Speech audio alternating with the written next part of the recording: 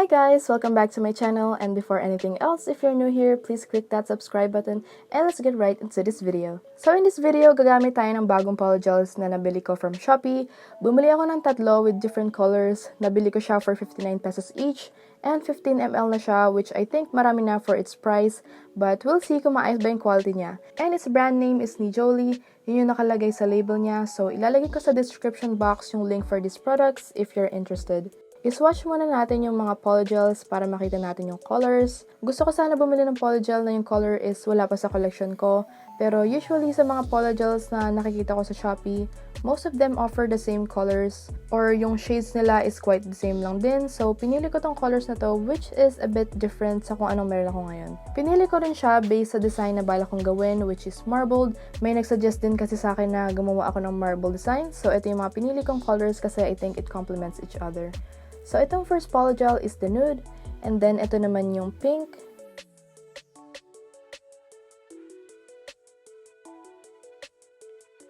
And then, pumili din ako ng white. Since gagawa ako ng marble design, I usually add white para mabalance yung colors na imimix natin together.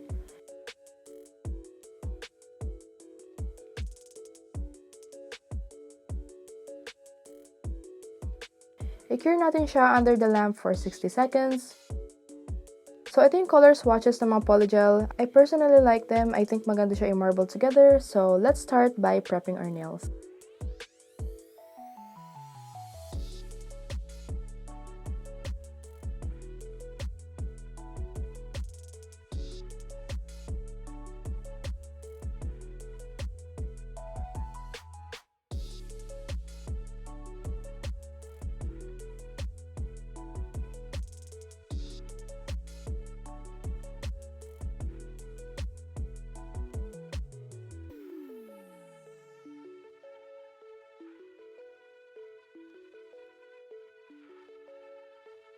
Gagamit ako ng hand file para sa natural nails, pero pwede din kayong gumamit ng nail drill. Just use a less coarse sanding band to avoid over-filing our natural nails.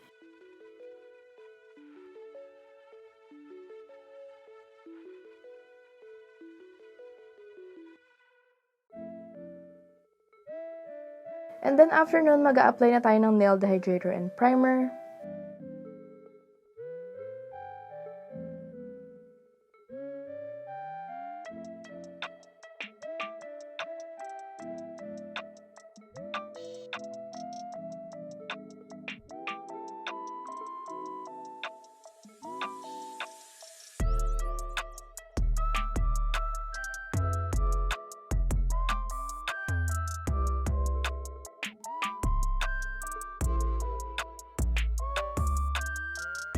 Gagamit tayo ng tips, so piliin natin yung sizes natin for each nail.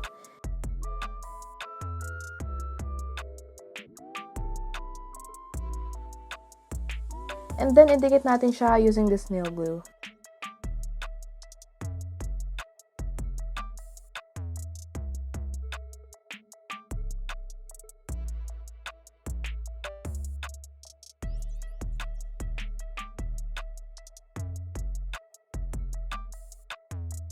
After that, i-file natin yung nail tips into the shape that you want. In this design, gagawin ko siyang coffin. Kapag nag-shape ako ng tips into coffin, fina-file ko yung sides until meron na siyang parang slant shape. And also yung sa taas, fina-file ko siya into a straight line para crisp yung edge. Ipa-file din natin yung surface ng nail tips, but this time, I'm using a nail drill to speed up the process.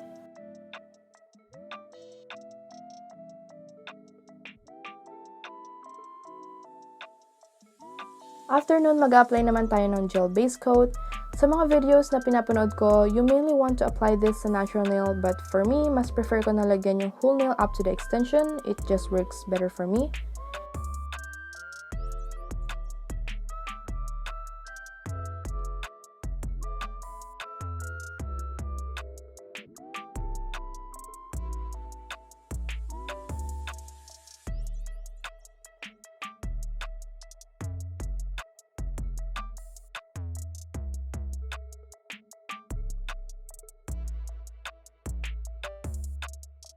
And then, let's cure that for 60 seconds.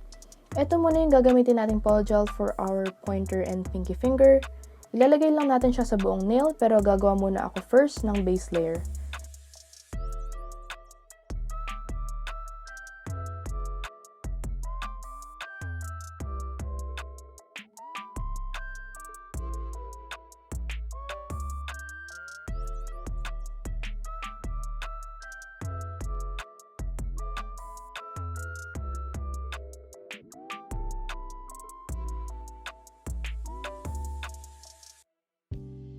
And then the second layer, this time mas close sa ating cuticle area, and we will also build the whole nail.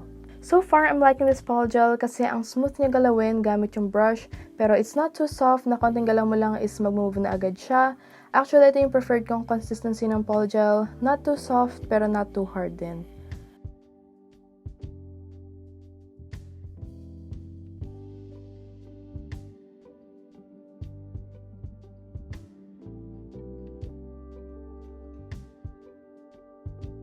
After natin malagyan yung pointer and pinky finger, gagawin natin yung marble nails.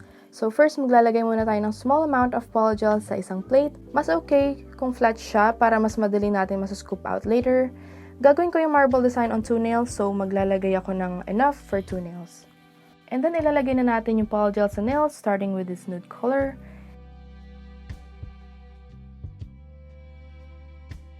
And then the pink.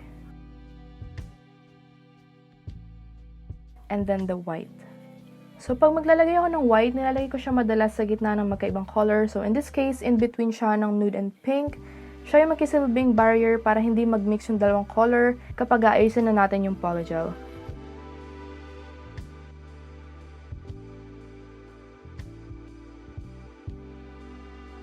So when patting down the polygel with a marble design, make sure na hindi mo masyado itadrag yung brush para maiwasan na mag-mix ng sobra yung mga colors. Just gently pat down the polygel with the brush. Mas maganda if you're light-handed or nakarest yung arm na may hawak ng brush.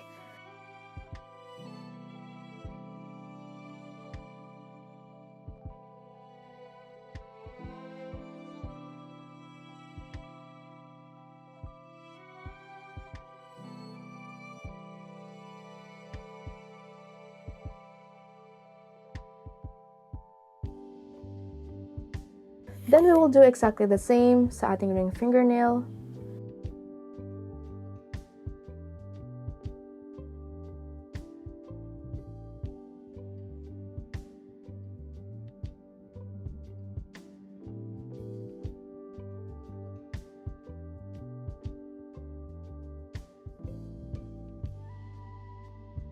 And for our middle finger, gusto ko na ibang color na siya, pero since 3 colors lang yung binili ko, I have no choice. So yung gagawin ko na lang is, imimix natin lahat ng colors and we will arrive in this light pink color.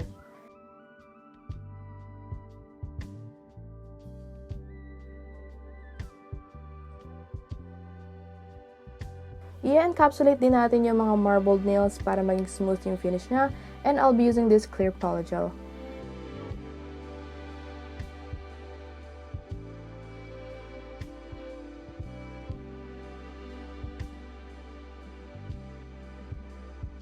After natin malagyan ng ating nails with polygel, pwede na natin siya i-file. But before that, make sure na mag-rub muna ng alcohol to remove the sticky layer.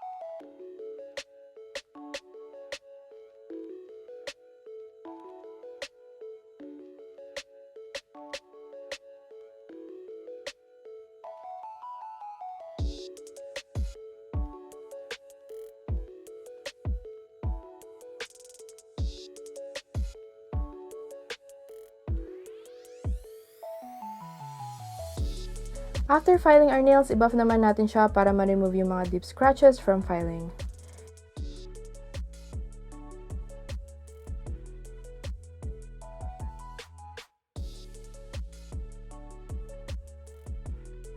And then let's top it all off with top coat.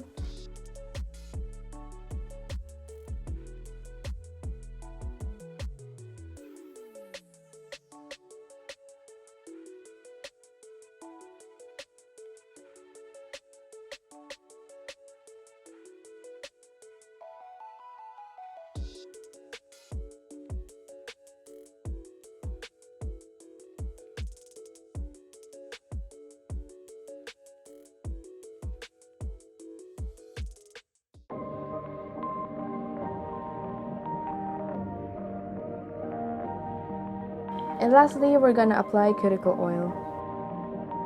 Perfect.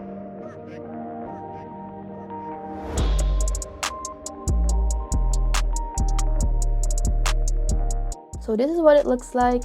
I'm loving this nails so much, lalo na yung marbled nails. Ang ganda ng combination ng mga colors. Pati yung ibang fingers, parang meron siyang gradient effect. So overall, I love this set and also the polygel I used. I would recommend this. Hindi lang siya maganda gamitin, mura pa siya. So I hope that you guys enjoy this video as much as I do. So please give this video a thumbs up. Comment down below suggestions on what I should do next. Also follow me on Instagram at @happyfingers. And if you're new here, subscribe to my channel, turn on my post notifications, and I'll see you on the next one.